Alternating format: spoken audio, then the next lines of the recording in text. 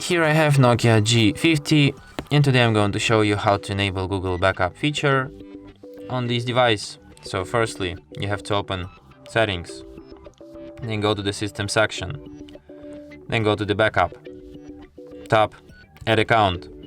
Then you have to add your Google account. Of course, you will need internet connection to do this.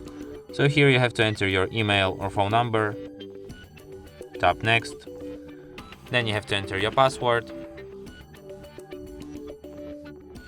tap Next, then you have to accept Google's Terms of Service and Privacy Policy, and at last tap Turn On here, and your device will be ready to the backup.